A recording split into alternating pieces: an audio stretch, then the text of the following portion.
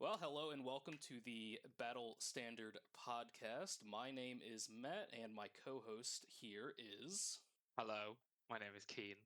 Welcome to the episode 0 of Battle Standard, the newest and greatest TM podcast to come to you live from both the mortal realms and the far future of 40,001 millennia. Maybe two. I don't know. I haven't got to read the new lore from Admech or Necrons yet, but we'll find that out. The Imperium doesn't know what year we're in. No, it's true. Well, this, like we said, this is the Battle Standard podcast. We are substandard. We will occasionally be standard, but I wouldn't count on that too often. No, definitely not. The battle standard stands for our standard is on the floor, and sometimes, rarely, will go above the tactical rock. And given how many of the new models have those right now, I think it's been all of them, actually. Is Imhotech on a tactical rock? Yeah, yes, he has one foot up on a tactical rock. And Orican is also Funny story about the tactical rock, dear listeners, and my fellow co-host. It's canon to the 41st millennium. There was a statue, in fact, of our Lord and Savior, Gulliman himself, standing atop a tactical rock, dressed as a Roman emperor. So apparently it was very in fashion for nobles of the 41st millennium to be depicted upon tactical rocks. So now we know. Well, that just means you have to turn up and, buy your premium. Not any rock will do. You need to buy your premium rock. Of course. But tactical rocks aside, we are a very new podcast here in the Warhammer, both fantasy. Well, I guess at this point it's fantasy, Age of Sigmar, 40k, and their various sub games. Even though we don't really play their various sub games, we are still very interested in all aspects of our favorite hobby. So, speaking of our favorite hobby, I figure, since this is episode 0 and we're introducing ourselves to the audience at large, we should start with, how did we get into the hobby? What was our gateway drug? What was our first hit of plastic crack? So this one is actually still extremely clear for me because it happened when I was very, very young. I just actually have to pull up the date here real quick of when Tower first released. Oh my god. That was right. It was 2001. I was 10. So you're the boomer of us two. I You're know the long-lived veteran. I am as old as the very dirt. But no, I was 10. I was in grade 5. And growing up, my family didn't have a ton of money until I got into like middle school, so like grade 7 or whatever. But my dad always tried to make sure that I got something neat like once every month. And we were in Cincinnati and we were walking around and I saw a GW store. I was like, okay, let's go in here. I don't know what any of this shit is. But it looks cool. There's dudes with guns and chainsaws. So we go in, we're looking around, and it's Tau had just come out. It's like the first release. It's the like OG artwork with them getting out of the devilfish. Or it's the devilfish. And everything with the ochre armor. I was like, holy shit. 5-year-old me thought they were the coolest things in the world with their laser guns, weird looking armor with the giant shoulder pads and hover tanks. So I was like, oh, this is really neat.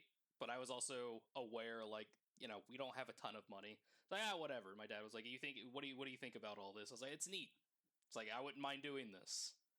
Except, 5-year-old me. He's like, yeah, it's really cool. So we go out of the store, go about our day. About 3 weeks later, my dad shows up. He has the original, like a few boxes. So I got 10 or 20 Fire Warriors and some Devilfish.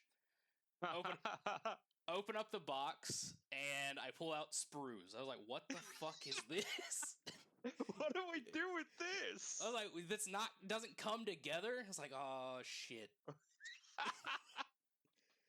It's like, fine, whatever. My dad spent a bunch of money. I'm gonna at least go through the pain of seeing what the hell I'm doing with all this. So I eventually go through, I go grab my dad. I was like, hey, I need some tools. And, for the first time in his life, my dad was proud of me. And I was like, no, it's not for anything like that. No, I'm not building anything down. Well, technically, I'm building something, but I'm not building a fucking shelf. No, it's not a shelf. I'm not putting together a car. I'm putting together small plastic fish, I guess. He's like, fine. So do that, start cutting out the sprues, kind of mishmash them together as best I can with super glue. Definitely glued my fingers together way too many times. But, within 4 weeks or whatever, I had, 20 fire warriors and a devilfish. I was like, cool. They're together. They're not painted. What the fuck do I do now? They're just gray. They're just gray. It's like I just got How do you paint? gray dude. So, for like 3 weeks, I'm just like, whatever. I got little army dudes. I'm playing army dudes. And eventually I'm like, okay, I guess I have to paint these. So I asked my dad, it's like, hey, can I get some like paint brushes and paint from the store we went to like last month? So go down there, grab a bunch of paint. I'm sitting there, and then I try to paint a devilfish with a detailing brush, so a size 0 brush.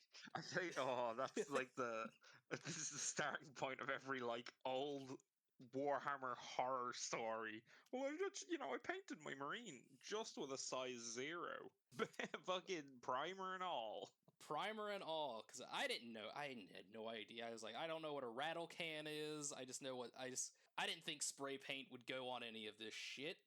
So I paint a devilfish with a detailing brush. It looks lumpy, like it got left in the oven way too long. And that took me like 5 hours to paint a devilfish. I was like, I'm not doing this. I need a bigger brush. So I take a bigger brush to the fire warriors, and they basically looked like a mudman by the end of it. You did the opposite. Yeah. Of like, what you no, need to do. I gotta go what faster. You should do. So they ended up looking entirely like dog shit. And I was like, I don't care. I did it. So I had terrible fire warriors, terrible devilfish, and that was kind of it until probably high school. I was like, that was my first foray, but I really liked it. It got me into the lore and everything. And then around high school is when I started really going hard into both fantasy and 40k. I had a OG pewter sister of battle army, Tomb Kings, which rest in peace, but they're coming back. But all of my models are gone. Bits and pieces of Tau, and then obviously Marines. Those were my big armies in high school and leading up to me taking a break from the hobby, not by choice, but because I joined the military and I was unable to indulge because I was once again poor. And in situations where painting is a bit difficult. No, at most you could pretend to play with rocks and say, that sharp-looking one is a Cabalite and that round one is an orc. Paint little googly eyes on them. Slap some googly eyes and you call it a day. Which is funny now, considering that you see so much of like militaries having like a somewhat active like 40k scene or a somewhat active Warhammer scene in general. Yeah, it didn't take off when I was in, at the very least. There wasn't, and maybe it's just where I was because I was stationed in the middle of bumfuck nowhere for most of my career.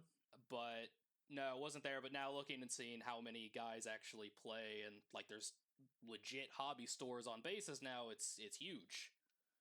It also makes sure that, people aren't stupid, because that's indicating fact number one of what you're doing in the military is you are stupid. And it keeps them out of trouble, so that's good. But as far as me getting into the hobby, it started when I was 10, painting like a caveman and not understanding I had to put stuff together.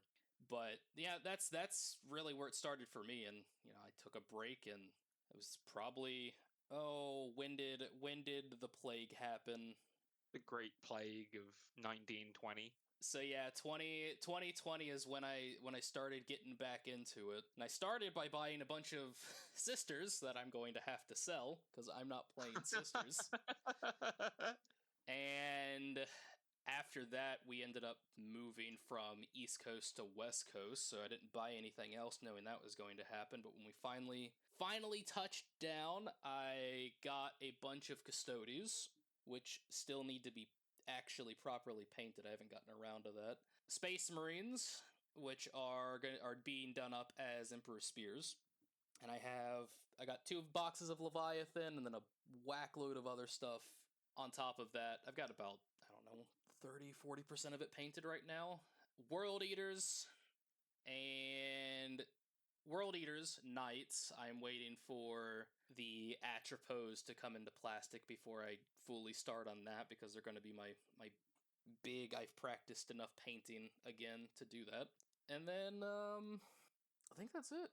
Yeah, that's it for me. Anyway, how about you? What got you into this absolute pain in the wallet of a hobby? So my journey with Warhammer is both far shorter and far less interesting. I'd say like I first got into 40k as like an entity, because that's really all we can describe 40k as these days. About God 8-9 years ago, and like every adolescent raised on the internet who had a mild inclination towards sci-fi, the Emperor's text-to-speech device was my gateway drug. The memes of the 41st millennium were my introduction to Warhammer as a thing. So really, it started with text-to-speech device, and then I graduated, I guess you could even call it that, to 1D4chan. The armpit. Well, no, it's Rest still in peace. it's you know what? I'll give it the armpit of the hobby. A nice armpit that's just slightly better than a few of the other slimy recesses. But yeah, like I mean, I was friends with a load of people who loved 40k and fantasy. I never got into it at that stage myself because, much like you, I didn't really have the funds to, and I didn't really like it. It just never blipped on my radar to actually get models for this thing. I don't even think I knew there were models, or I knew there were models, but it always seemed so inaccessible at the time. It was always just this kind of weird niche thing over in the corner that was like, oh, you can build models and you can paint them. But a lot of those models that I was exposed to at that time were the really shit, like old fine cast and like the first generation plastics. So it's like, this is what everyone loves, without entirely being aware of the evolution of GW's designs and plastic in general. So I think, like most people, or a lot of people, COVID was really when I got into the actual hobby. And I'd still kept an eye on 40k. I'd always been kind of interested in the universe as a whole. Um, yeah, it was definitely COVID that really got me into the hobby. Mainly because I needed something to take my mind off the fact I was stuck in the same 4 walls and without, bouncing off of them 24/7. So I do distinctly remember my first models. It was mid 8th edition, I think. It was the easy to build Primaris intercessors, the 3 in a box, and 3 easy to build Reavers. And I remember thinking, wow, these are so cool. They've got skull They've masks. got skull helmets. That's cool. I'm a child at heart still. It's like, these are so cool looking. We'll discuss the efficacy of Reavers at a later point and their notorious lack thereof for their entire existence. But I didn't really go through the same like painting struggles I guess a lot of people did. I've always been fairly artistic, and I'd been exposed to like painting in general from a pretty young age. But I'm also someone who I would personally describe myself as indulging too much in over preparedness. And I over prepared a lot when it came to painting those miniatures. I knew what primer was. I knew what layering was. I knew what glazing was. Did I know how to do any of it? Of course not. But it was still a case of like I was watching all these painting tutorials on YouTube. I got into watching Darren Latham's videos. It's like, oh, this is really cool. What's heavy metal? No, that's definitely one thing that I'm at least glad I retained a somewhat from my previous forays into the hobby in general, was that I'm at a advanced beginner stage of painting again. I used to be fairly decent. That all eroded with not ever doing anything for, let's see, 2009 is when I stopped, and then I didn't really pick anything back up for 10 years. 10, 11 years. Yeah, Yeah. yeah. So all of my skill eroded away into nothingness, and I've only started to up or try to up my game and try different things while also trying to get a army on the table to play. I But still have not managed to get an army. No, I'm telling brutal lies. My Blood Angels are at 2k. It's not a good force of 2k, but they are at 2k. I have 1,500 points of Marines done. I still have to base them, but they're done. Just a matter of getting the other 1,500 or so painted. But I at least still had all my muscle memory. I could properly thin my paints. I could properly prime. I could do all that stuff, so it didn't come out looking like I was 10 years old again and making an absolute fool of myself. But when I started to go back in, I basically did the same thing. I was like, okay, who am I watching? Who do I remember from the hobby that's still doing stuff? So I got back in, started watching Duncan, Of course, Ninjon, and yeah. everybody like that. Yeah. We are. I mean, as a side note, we are in like the perfect era to ever get into the hobby. There's Oh, so yeah. many good channels and like people who are incredibly good at teaching how to paint. Yeah. You're spoiled for choice in the current age of miniature painting, honestly. But yeah, it started with those first three intercessors. I knew what chapter I wanted to paint. I knew I wanted to paint Blood Angels. I love Blood Angels. They are my favorite Space Marine army. Still to this day, I still love painting them, even if I did strip all of them at one point and then go, oh wow, I'm going to paint them all really grimdark, and that's been a very very ongoing project. But yeah, those are my first two like main kits, I would say, and then Indomitus came around, and you bet I got that one. So get from someone going from literally like three really simple, marine models into, hey, here's an entire army. Here's like 1,000 points of marines. I've still not finished painting Indomitus thinking about it. So that was really my first big kit and my first big project. And I remember distinctly because around the time, like everyone in my friend group at the time were all getting back into the hobby. Everyone was like super excited. So like the getting into it was really, you immediately felt the community because even in like a small friend group, being that excited for it is like a reflection of the community as a whole, or well, the good parts of the community, I should say, of just everyone kind of amping each other up and like encouraging each other through like whether or not you've just started painting or whether you've been painting for years. That is honestly the best part about the hobby, is just the connectivity you have with like everyone else in the community. And in general, just Yeah. various forums, subreddits, whatever it is you happen to be on. At least in terms of the hobby side of things, the community is generally very supportive of people, one, coming in, offering actual, not just being dicks, but actual constructive, feedback for your painting and what they think you could do better, and tips and tricks on how to achieve that. It's nice compared to, a few of the other communities that, you and I are both in, where it's just like, nope, you're shit, get out, don't waste your time. We are both hardened gamers with a capital G. We've been exposed to many, many, many different groups of people of, sometimes very, very nice, very kind, and then some of the worst people imaginable, who will not hesitate to inflict Mongo Sky on you, shall we say, for everyone out there who understands that. Um, but yeah, and then after Indomitus, I painted like most of it up, and then I reached the phase in my hobby career that I think everyone goes through, where I looked at my Marines and I went, Marines are stinky. I don't like Marines anymore. Ew, boring. Ew, Space Marines, so boring, so vanilla. So from there, my attention was brought to the perhaps less loved part of Warhammer in Age of Sigmar.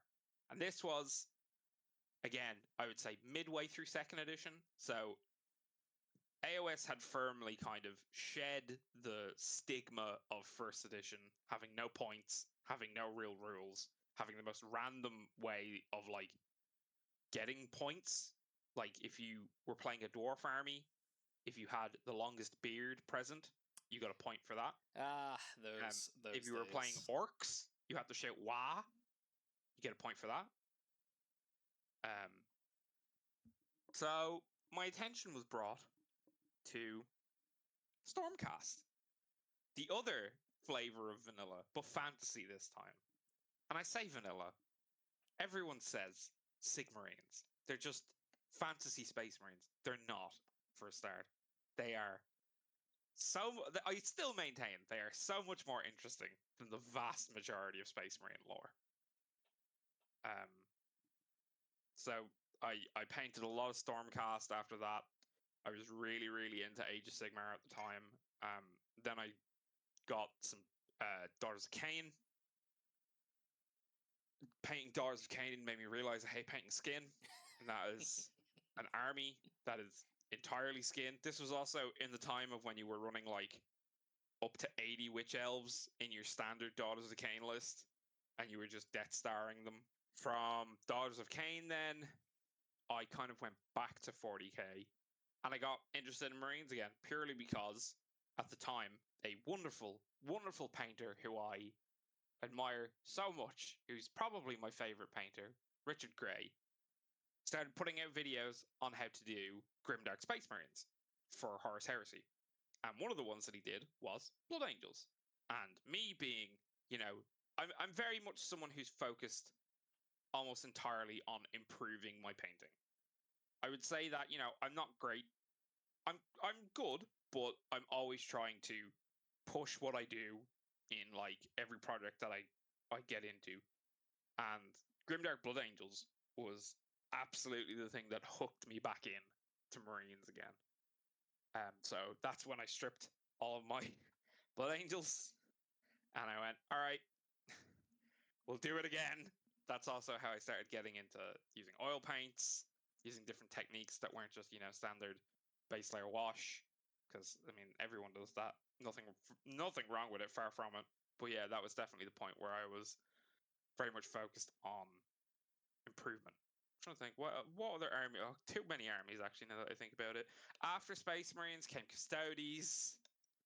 After Custodes, or at the same time as Custodes, was also Sisters of Battle. And then after Sisters of Battle, Votan when they were announced, because I love dwarves in fantasy settings, but I've never really wanted to get into any of the fantasy dwarves for the hobby, personally. I know everyone loves Longbeards and Hammerers and Ironbreakers, but they were never for me. But Votan were really the dwarf army that had me like, oh, these are really cool. I love Deep Rock Galactic. It came out at such a great time too, because Yeah. Deep Rock had just taken off, and then the teasers come out, and then you just see this gross, shriveled graybeard popping open an airlock in the GW teaser. Man looks like a fucking ball sack. He's in, weird, kind of curved, smooth power armor, and you're like, damn, they're actually bringing squats back. Oh yeah, that was it was right. It was when that big leak had happened, and everyone was like, "They're not doing it. This leak is fake because they're never bringing squats back." They also released the teaser on April 1st. So Yep. everyone's like, ah, good April Fools. And then the next day it's like, what do you mean it's not an April Fool's joke? Oh, You mean it's real? So yeah, from there it's been like I've definitely hopped around a lot of armies. Like for now, my focus is primarily Blood Angels, Votan. I have got into World Leaders because I don't know, they're really fun. They're fun. They're You fun. charge forward, you hit thing, big number go up, model die. Ooh. Sometime That's in model terms of come back. 40k at least. For Age of Sigmar, Soul Blight are probably my main army now. I love Soul Blight. I'm a Nagash simp at heart. We always repping Papa N out here. El Papa de Calcium. Iron Jaws are the other love of my life for Age of Sigmar. I love orcs. I love orcs so much. They are my spirit animal. They're good, and no matter what the setting is, they're always good. They're always fun. Well, good. If you wanna just have fun with the hobby and just do whatever you want, orcs in Age of Sigmar, orcs in 40k. Orcs may be in the old world. We don't know yet. Maybe, we don't know. Perhaps there was rumors for a Well, while floating around about, Iron Jaws they basically being the new orcs in fantasy. they released an article today on Warhammer Community, and the big orc keyword back for psychology tests was in there. So I'm assuming Mm. that means they'll probably be orcs, or I'm just reading too much into it. But we'll find out in February, I think.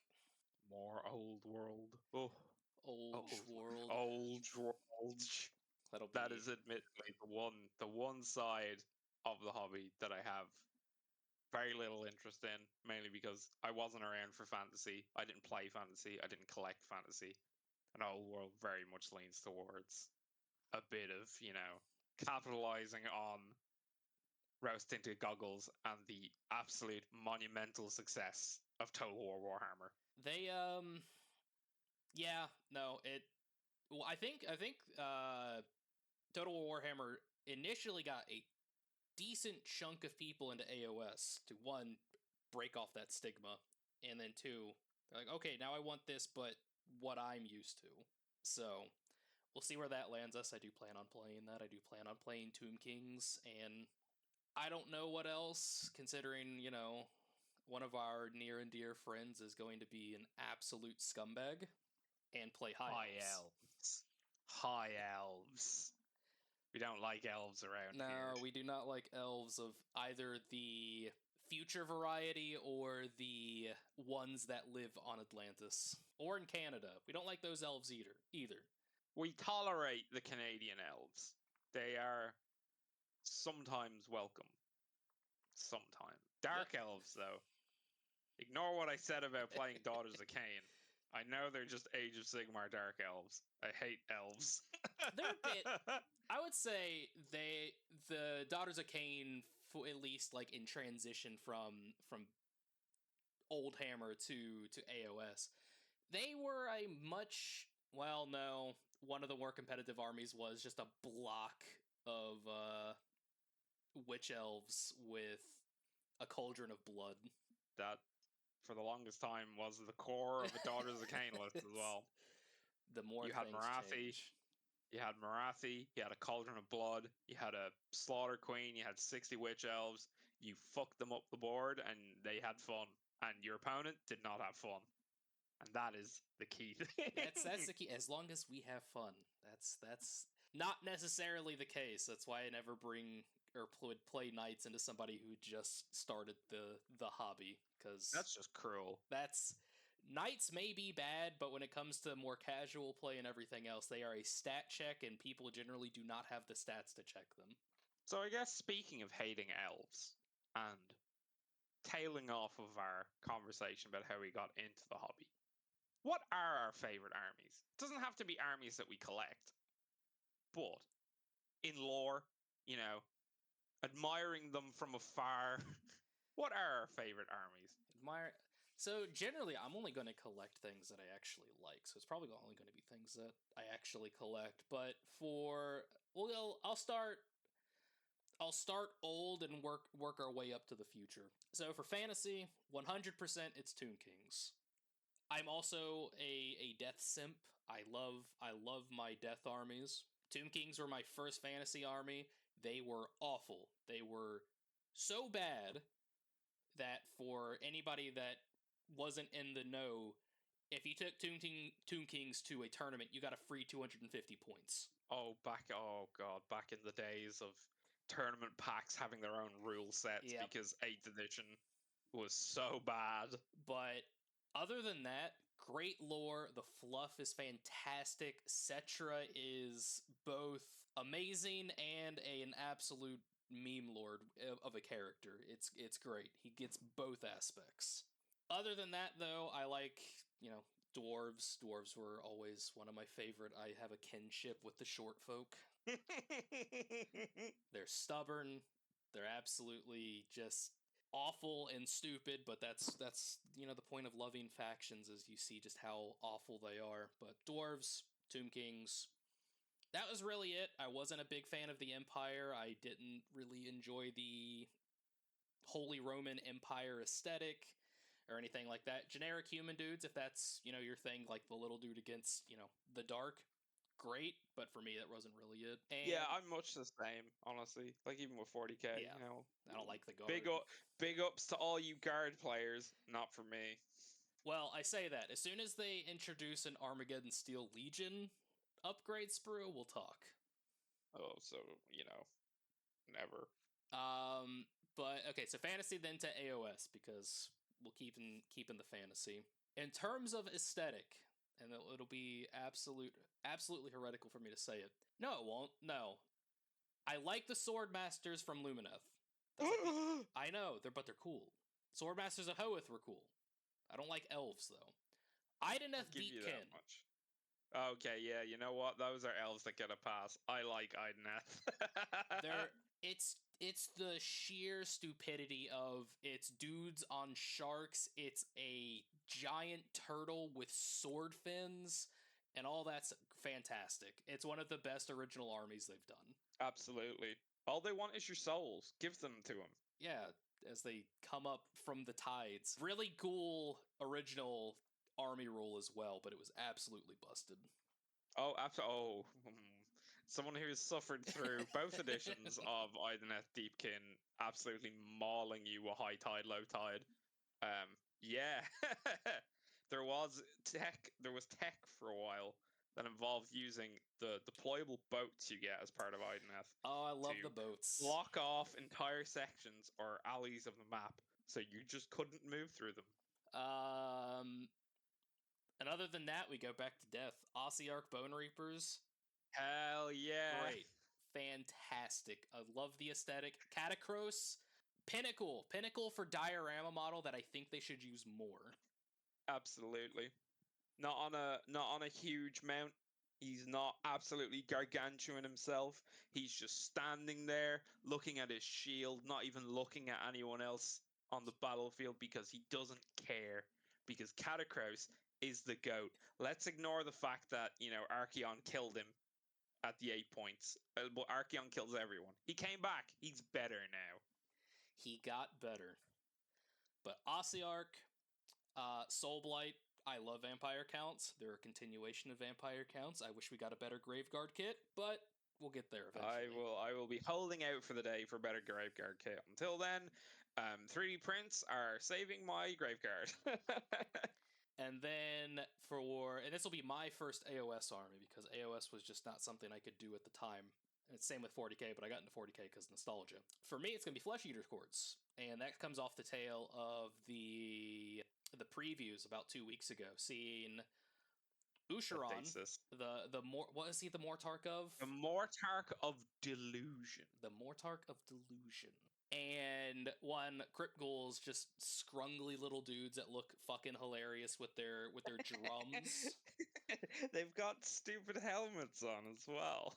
They think they're knights, dude. They think they're knights. And their actual mounted cavalry, which is the ghouls on the Vargulfs. Huge bats. Genius. Actually, a genius idea. We don't need horses around here. These are our noble steeds, our noble cavalry. They're bats. They're bats. And then the more elite ones with the halberds look great. I've always loved halberd troops. And then the headsman ghoul, I forget his name, but he's got the sack over his head. I believe it's the Court Executioner. The Court Executioner. But I was holding out for the longest time to see what Umbreneth will eventually look like. They've been waiting for 3 years. They've got to release him eventually. Any year now, right, guys? Hit the copium stocks. Yeah, this next preview definitely. I was waiting for them in Chorfs, but I'm gonna pull the trigger and get Flesh Eater Court just because I think they're fun, at least fun looking, and it'll be a different change of pace from my usual armies since they are pretty much all ghoulish flesh and very little armor. Flesh Eaters have been a long time fan favorite, and it's so good to see them finally get kits that are worthy of their lore because they have some of the best flavor in Age of Sigmar. It's fantastic, and you love to see when they actually transition that over to models instead of like, here's all this fantastic lore and everything else, and then you get the model. It's like it doesn't. It's a dude. It's a dude. It's just a dude. But it's been a while since I've been like completely blown away by a model. But Shorin is he's so good. Is the reason why I think that the Age of Sigmar team deserves every bit of praise they can get for those designs, because their sculptors just go crazy. Oh my god, he's just a Dark Souls boss. Yeah, he's King Wolnir. He's Wolnir, but cooler. Everything about that model is incredible. He's huge. He's huge. The bone crown is not. I like that it's not like just actually sitting on his head, but actually like jutting up through the skin. It is his head. And then I think the big selling piece for me for that entire model is the cloak. With all the faces. With all the faces. The dude that is very clearly alive in it. It's just like, oh god.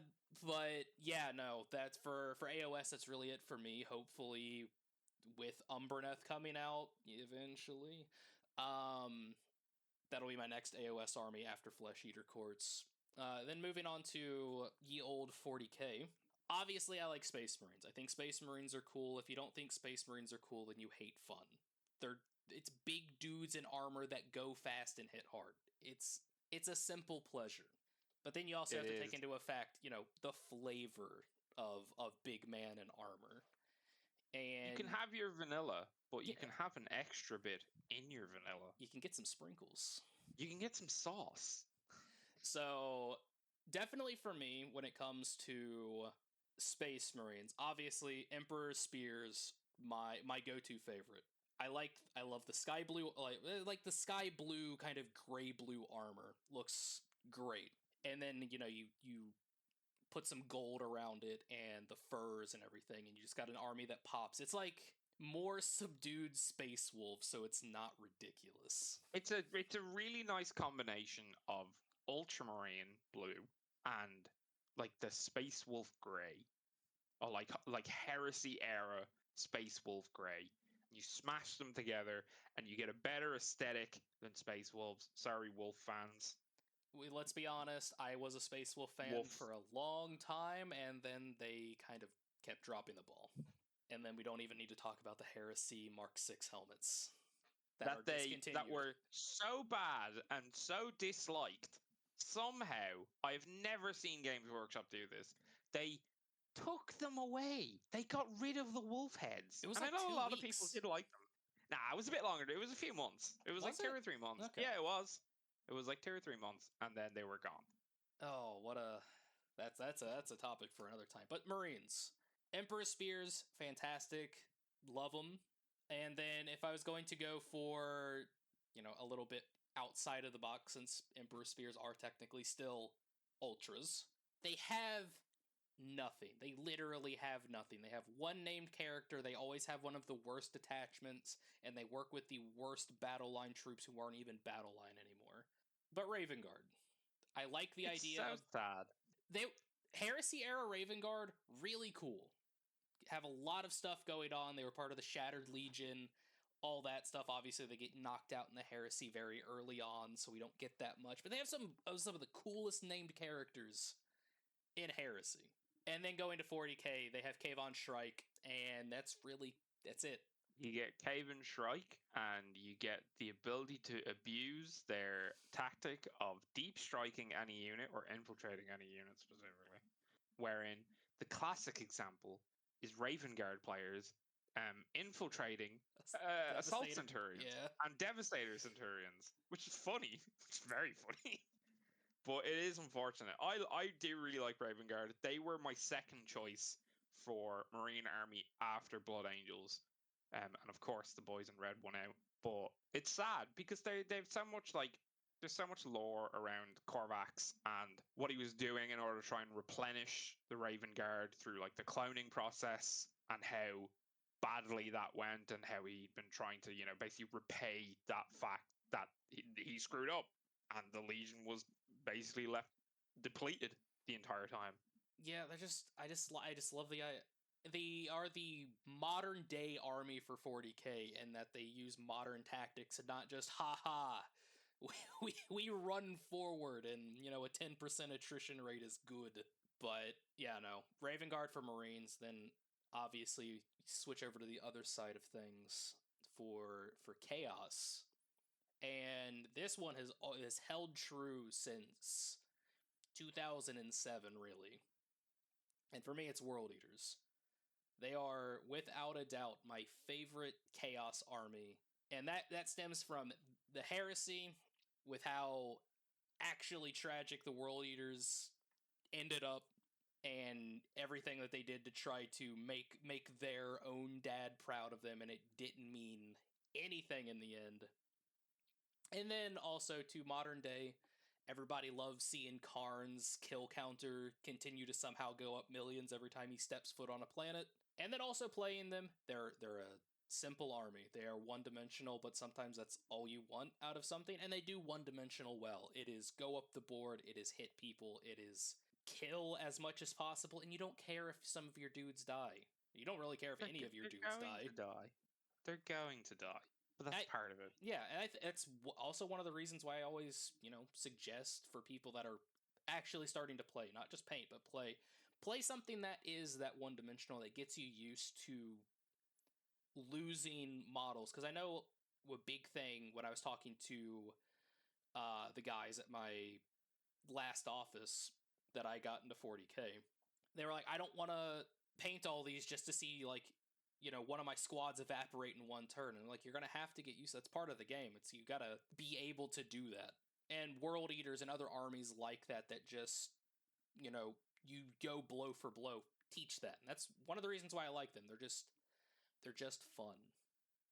They also I have like do 3 good schemes that all pop with no matter absolutely what you true. do. As someone who is currently painting World Eaters in classic Heresy World Eaters colors, absolutely. They look incredible in red. The only reason I'm not painting them red is because I have a red Chargy army as it is. But if you want to do like the classic Heresy World Eaters, white and blue, if you want to go even further back and do like Warhounds, do the blue armor with white shoulders, you put some gore on them, you bang the shit out of their armor with weathering, incredible. Also helps that their new releases, their new models, they are so good. The Berserkers are Berserkers are incredible. They're such a great kit. easy to kit bash too. If you wanna slap some extra shit on them, they have the room for it. The models are basically made for hanging shit off of and dirtying up. They're one of my favorite releases in like the past 3 years. Also, the 8 bound look great too.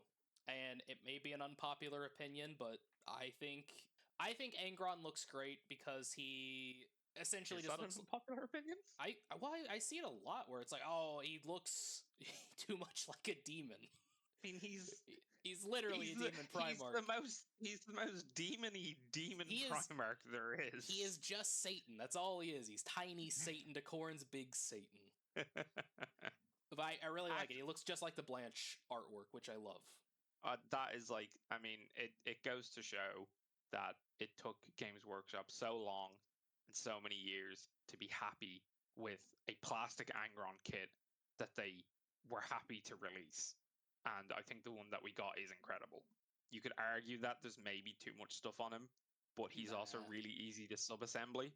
Like his armor just goes on. It's like there's no like flesh connected to his armor. It's just like chest plate, bracers. You can even have his wings separate if you wanted to paint them separately. He's a really really good kit, and he's incredible looking.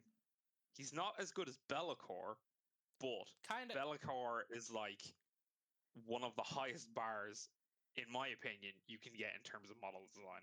No, he Be'lakor is I I like that they kind of kept the old feel with Be'lakor, like that old kind of ugly model, but they turned it up to 11 and just modernized it instead of reimagining the whole thing. Yeah, absolutely. I mean, there's a reason Be'lakor was voted Model of the Year.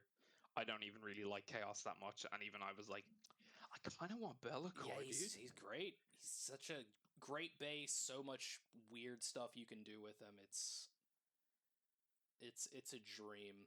Granted, I will not also be getting chaos in AOS because I can't do that much spikes. If you're doing Scythes of Darkness, there is a lot of spikes. They are a very, very spiky army. Cool army when they're painted in like kind of your own take on the classic black plate, but they are very like if 40k chaos is trim, AOS chaos is spike. Yep. Let's see. That was Imperium, Loyalist, Chaos, Xenos might come as a surprise, might not, but for me, my big Xenos army is Necrons. They are Tomb Kings in space, and I don't They are. care. I don't care. They have the new lore, so not third edition lore, but as they started to evolve, started to get really really cool. And then obviously metal men, Terminators essentially, and I have fond memories of playing back in the day of seeing somebody who made a full block of 20 warriors with like screws, like bent and welded screws together, and it looked so jank, but nobody cared. It was just fun. That was also around the same, I think that was also the same game where somebody was using like like a roll-on deodorant stick, like the case for that is a land speeder. Now that's poor hammer. That is poor That hammer. is poor hammer. But yeah, Necron's definitely for my Xenos army. I love looking at them. I think their refresh was great. I love the new warriors. I love the new immortals. We still need to get new destroyers because they're still using the old green tubes. Oh my good god. I saw a picture of the old green tubes again, and it was one of those. It was, I believe, it was the art piece for the monolith box, the old box, Oh, where the warriors are coming out of the monolith, but you can very much tell that the warriors are still using the green tubes. they're not great. That's why I like the green balls. The green balls are much better and also way easier for OSL. Oh yeah. Yeah, Xenos. I do love Votan. I won't be collecting them at least for the time being. I would like to see more of their range. I say Oh, that wouldn't we all? I say that with World Eaters, and I'm like, yay! I have 3 kits. My entire army Rest, was released in the Christmas box. rest in peace, Terminators. Rest in peace, Obliterators. Oh, one Please, day we'll please, see. Games Workshop. Plastic Red Butchers. That's Plastic all I'm Red saying. Butchers.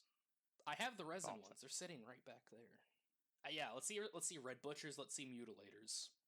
And the Berserker Surgeon, which is the stupidest thing I've ever heard, but I want to see it.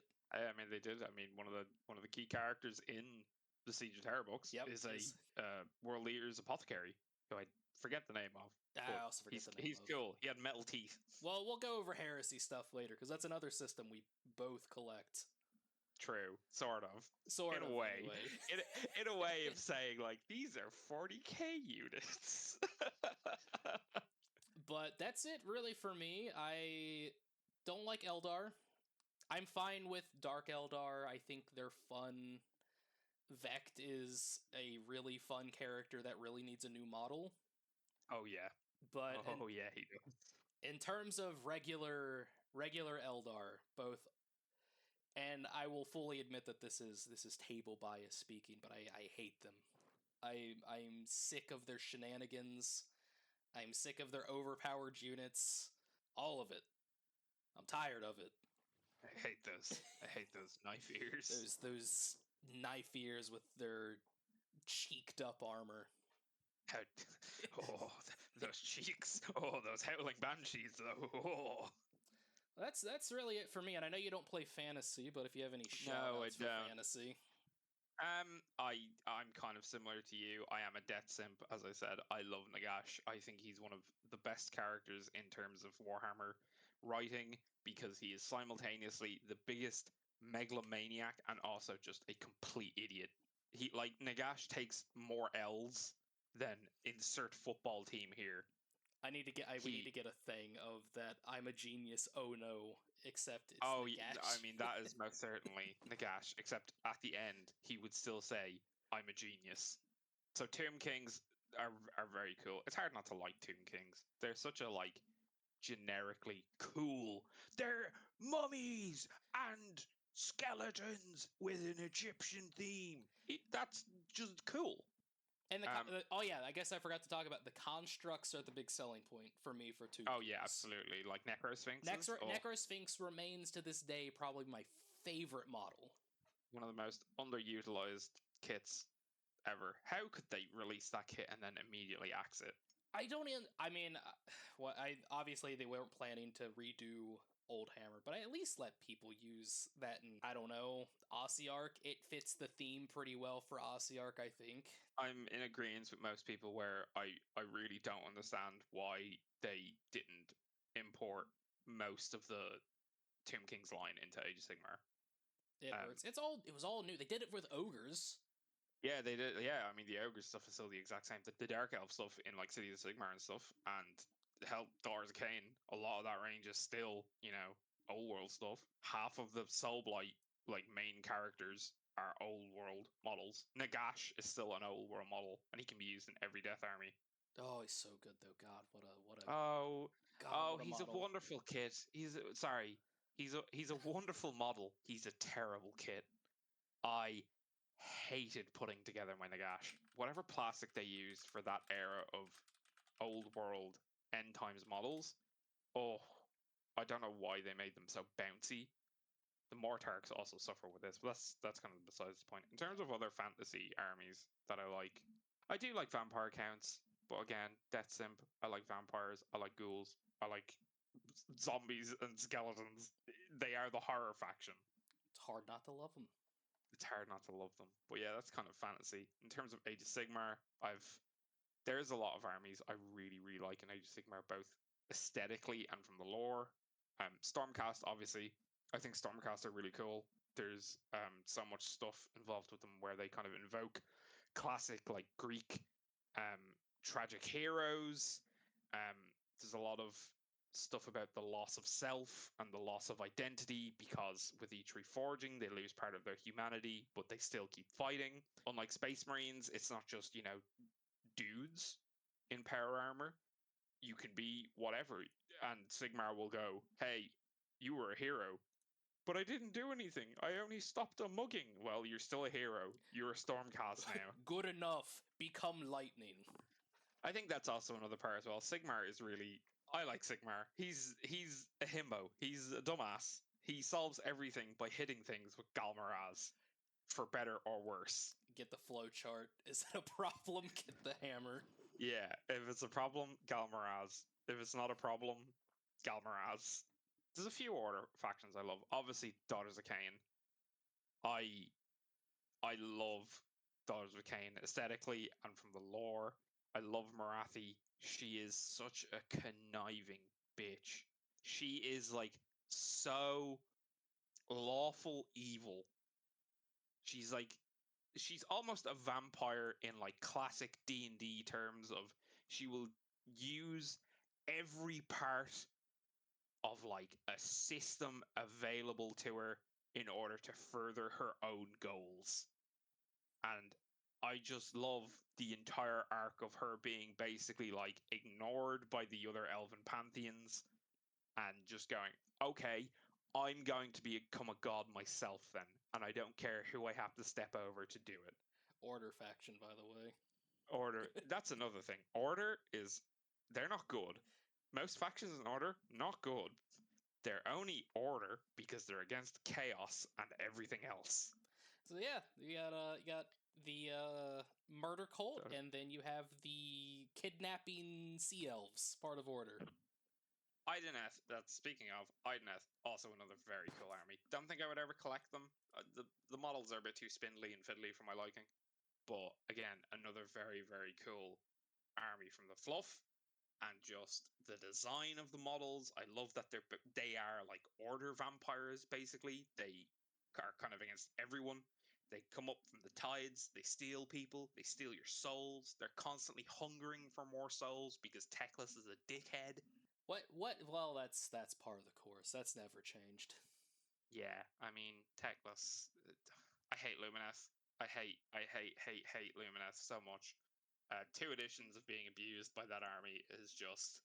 Why do they get everything? Why do they get everything? So hold Why on, can hold on. they be Over ultimate those shooting? over those two editions, was it the exact same as Fantasy, where it was just Archer spam?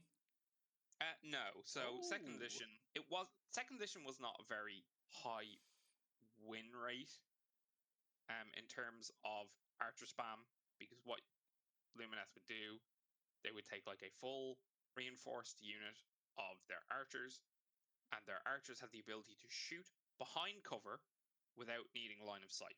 So they would just pick off all of your supporting heroes in your army, and you would be left crippled by turn one.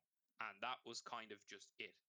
Then they could also fork into Magic Dom through Teclis, and they would be able to like you would never get a spell off with against Teclis because his dispel was so high, his magic bonus was so high, and he could cast one of the most annoying spells in the game that is still in the game, Total Eclipse, which caused all of your tactics or all of your stratagems if you're a 40k person to cost 2 command points instead of whatever it was. If it was one, all your command points are now 2, or all your tactics are now 2.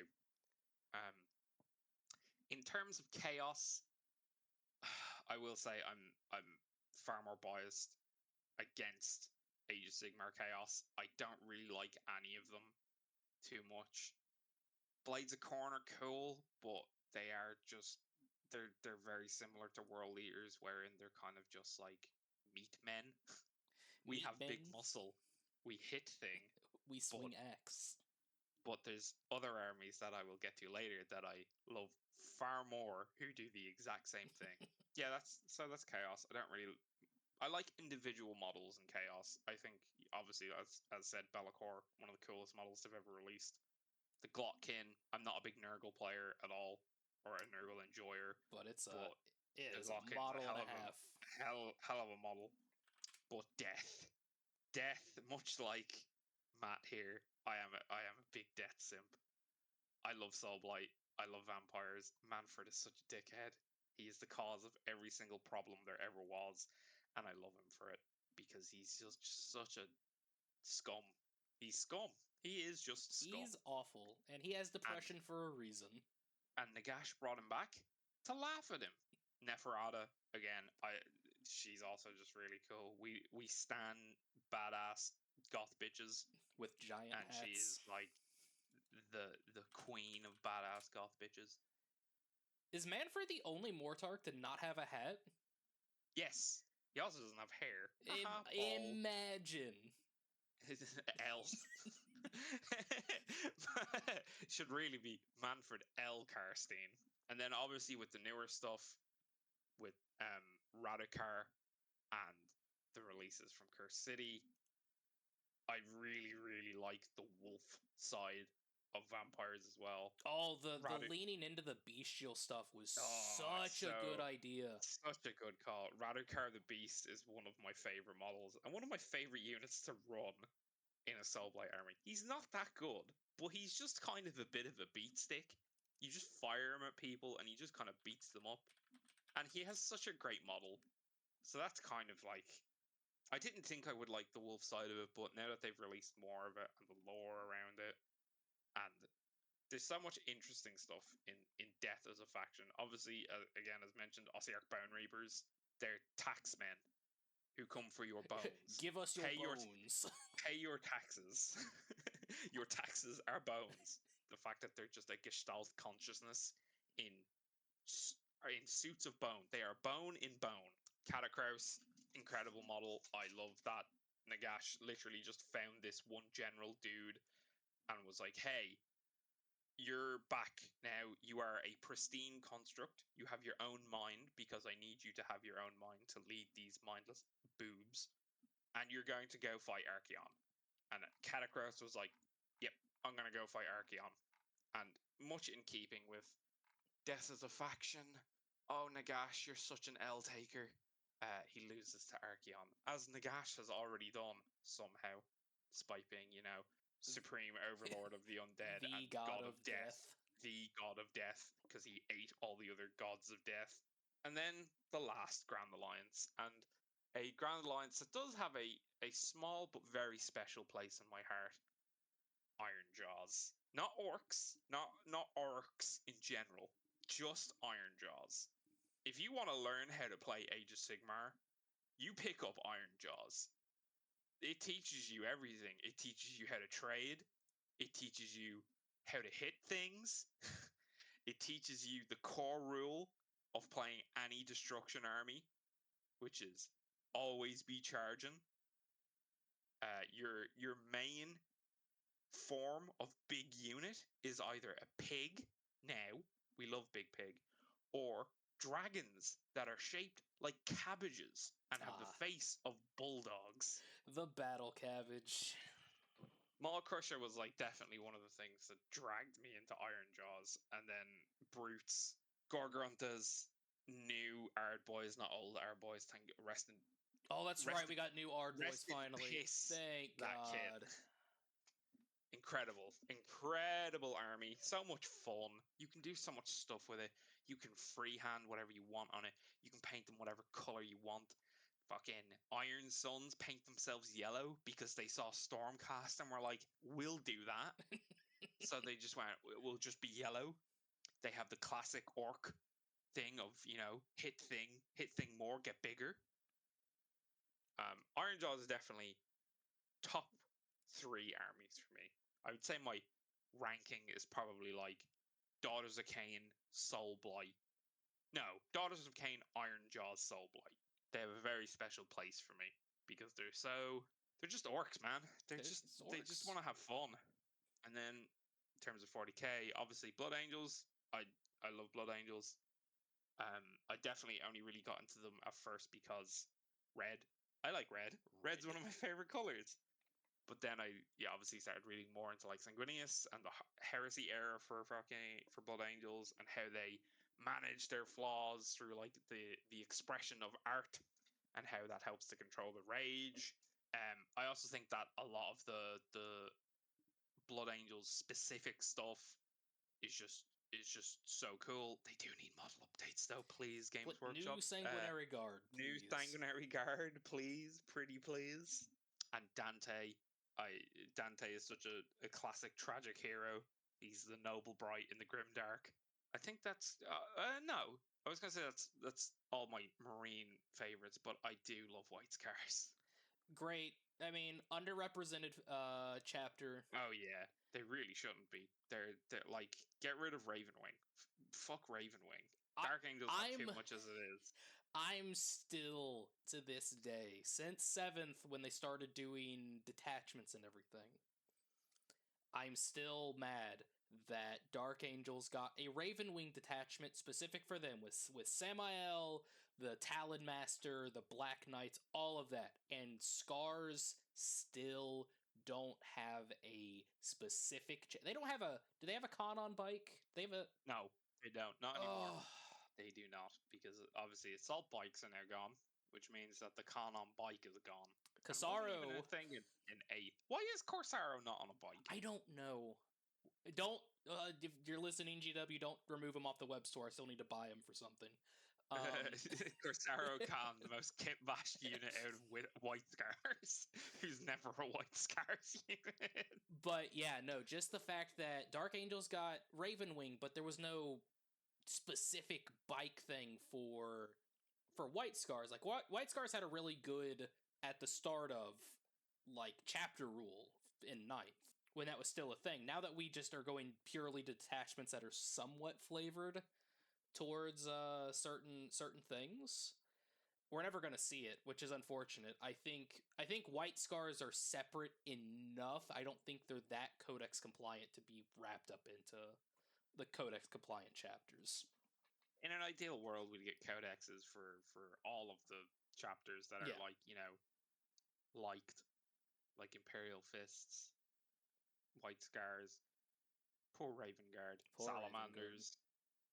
But yeah, White Scars, underloved faction by GW, beloved by everyone who's read into them. Great book series in the Heresy. If Fantastic there was heresy models. fantastic Heresy models, some of the like coolest flavor out of a chapter, out of like the first founding chapters. In terms of then Chaos, again, I'm not much of a Chaos player. I never really have been. But similar to Matt, I love World Eaters.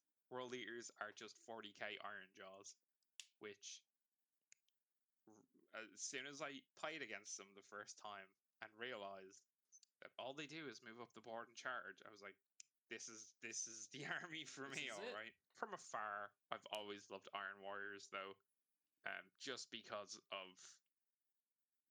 I mean, there is a great degree of meme flavoring going on there in terms of liking Iron Warriors, but ruthless pragmatism and just grinding people down beneath like the treads of ever pushing siege and saying fuck you to demons, get in my fuel tank. I laugh at your gods and I put them in a box. The fact that they put hazard stripes on their armor to mock people, the fact that like they're all super gallows humor, they're all just so bleak and dour. I really like Iron Warriors. They're definitely my second favorite Chaos faction. I don't Yeah. think I would collect them, mainly because I have World Leaders now. But Iron Warriors are very, very cool. I think I think we talked about this like last night though, where neither of us are huge chaos players, and what we'd want to do is do smatterings of each of the traitor legions into a Yes, chaos army. absolutely. I would like if I was going to do Chaos Space Marines, I would never do Black Legion. I think Black Legion are really boring, and I think Abaddon is a really boring character. Don't shoot me. Uh, so if I was ever doing Chaos Space Marines, I would do them all as the Renegade Legions. I'd have like Havocs be Night Lords, Obliterators, and like Forge Fiends and stuff. All the heavy weapons guys would be Iron Warriors.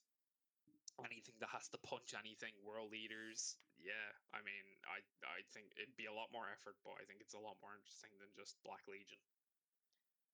It doesn't help In that my terms, knights are going to be black and gold either. I don't want to do that that twice. yeah, that's yeah. I mean, I have two armies that are black armor, one Custodes, and then my Stormcast. So that's another thing of like, I don't want to paint another black armored army because I would lose my mind. In terms of Xenos, though, as I said, Votan. I love Votan. I think they're so cool. They're like a a great addition that just needs more. Yep. I think that the initial lore they gave them about them basically being like doomsday preppers as a race is really funny. They're like so conservative with everything they do. Everything has to be like ruthlessly planned out. Like they won't engage anything if it's a loss of resources, or if it goes beyond an estimated margin. The aesthetics are really cool. I really like them. I love the power armor. I love that they invoke like the classical spacesuit helmets and the like orange jumpsuits. I think they're really cool. I was never really interested in squats before. I don't really have a lot of ties to like classic era Rogue Trader or fantasy, so seeing them in a new light is definitely very much the appeal for them to me. And then obviously orcs. I have professed my love for the greenskins. I think orcs in 40k are some of the funniest characters and They're funniest. they open up so much in terms of just obviously it's grimdark and that their fun is just, ripping people in half or whatever, but just looking at it from the lens of they're entirely incorruptible because they're just so single-minded on this Orcs cannot thing. experience depression, sadness. They just want to fight. Their currency is teeth, which means that it is an ever-regulating currency. Because if there's less orcs, there's less teeth in the market. If there's more orcs, inflation go up. But more ways of getting teeth. I think Gazgul is probably I mean, model alone. Great Gazgul's model. model is incredible. I really, really liked Gazgul's lore, his new lore with Prophet of the Wa. Yep. And again, much like Ironjaws, orcs are the freedom faction. If you just want to kind of smash shit together, you kind of want to paint some weird colors, get some fucking checkerboard patterns, some random stripes. Orcs, orcs are just the fun faction. Everyone is evil in 40k. There's no good people. But if you view from the lens of an orc, who cares? Who They're just here cares? for the fight.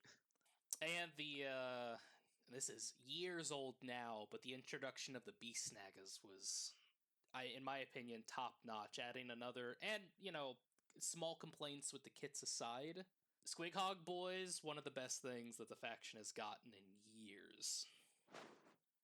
Squighog Boys, Smasher Squig, the kill rig, The kid. Mozrog Scragbad on his giant shark squig. What a great Oh, design and it's direction. got hot rod pipes coming out of the side of it. Yeah, I think that that kind of definitely sums up a lot of just orc. It's a squig with hot rod bits on it. I was like, yeah, it is. It's great. It's incredible. Hell of a unit as well. it's yeah, it's not just fun to look at. It's fun to run into stuff, and your opponent goes, "Wait, hold on, that does what?" I think that about covers all of them. Although one honorable mention, real quick, that we both forgot about: Skaven. Ah, I did not even purposefully. I did forget about them. That's mostly just because they just need a refresh so bad. They desperately need a refresh, but they are one of the most unique and characterful races It in is. fantasy, at least by Games Workshop standards. I think the Skaven are GW's kind of crowning achievement in terms of their original faction. Yeah, definitely. It touches on so much stuff, specifically in fantasy, where it's like, oh, this is kind of like we're flirting with the idea of sci-fi in our fantasy, but it's awful sci-fi. It's the kind of sci-fi that literally blows up in your face, or you look at it for too long and you have tentacles growing out of your eyes. Unless you're a Skaven, in which case you're perfectly fine. Don't worry about it. Continue eating your magic green crack rock. But yeah, no. Skaven, obviously, honor. I would go so far as to say, in terms of the zeitgeist for fantasy, excluding 40k. 40k is its own kind of mainstream thing, with fantasy only kind of getting a finger in there every so often. But I think when people think of Warhammer Fantasy, they immediately go to Skaven. It's either Skaven or it's Dwarf Grudge Book. But I think Skaven are like the magnum opus of fantasy from Games Workshop. Ah, gotta brought back memories of 2 full blocks of slaves just exploding because I forget what happened. Just something happened in the magic phase. They explode. It's like 400 rats. Hell, Doom Wheels used to explode and could fly off the table. Doom wheels could explode. Warp lightning cannons could also explode. Rattling guns could jam and explode. I think everything could explode. I think everything literally could explode with Skaven. Actually, I don't think Skaven rarely miss in terms of like their fantasy and their fluff.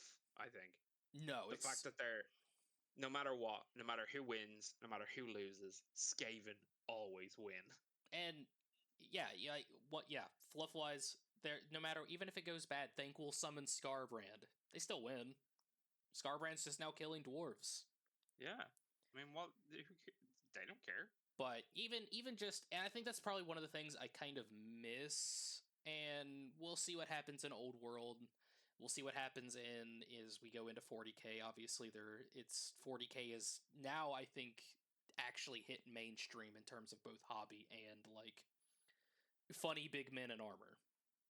Absolutely. I mean, if you're into sci-fi at all, or if you're even in like vague internet spaces, chances are you've heard of 40k, and more than likely, if you're into sci-fi, you know 40k, you know of 40k. It is a monolith now. I want to see more fluffy rules come back. Obviously, old orc animosity from fantasy where it's like I have a whole turn where my army just fights each other because they're orcs. Can feel bad, but it's also fun. It's orc. It's very orky to randomly start getting into fights with your mates. But But I hopefully think that we'll covers it. see return to some more fluffy stuff that's not just pure competitive as competitive as I like to be. I do like to see fun stuff coming out of armies. But we'll see. Hopefully with animosity showing back up, we see some more orcs fighting on the table before they get their shit together and run up the field. I think that That covers about our covers it. favorite armies. Yeah, yeah, I think so, and I think that covers our introduction, Yeah, our we've been intro talking to for roughly an hour and a half. this whole podcasting thing. But yeah, that is our first one. We will call it there just because if we continue to talk about everything else we had on our list, we will potentially be here for 4+ hours. And as fun as that might be, We'll save the other topics for later episodes, as this was fun. So I'd like to do more of them. and we'll So we'll we'll go see. into our proper episode one, which I think will be primarily actually around the hobby itself, so painting and what we're painting for and things like that. Yeah, hopefully it'll be less rambly. No guarantees. We'll probably ramble about any of that as well, just given the breadth of that particular topic. But for now, we'll sign off, and I don't know. We're putting this on YouTube and probably a few other places to start, so I won't do the spiel of like, comment, subscribe, ring the bell, firstborn child, and all that quite yet. But we'll be back next week. We'll try to put these videos out every Wednesday or so, Yeah, I or think right before Wednesday's the probably a weekend, good day depending for it. on Yeah. what's going on. But we'll get these videos out, and obviously, if you like them, feel free to subscribe and comment and all of that. And we will eventually have our Discord and everything going up as well, with all the links in the description and plastered all over the screen, and funny doodads and flashing lights to grab your attention and hold it for at least 10 seconds. Funny images and clickbait titles, because that's how you fool the YouTube algorithm. Well, until then, we will keep it as substandard as possible. Because that is our battle standard.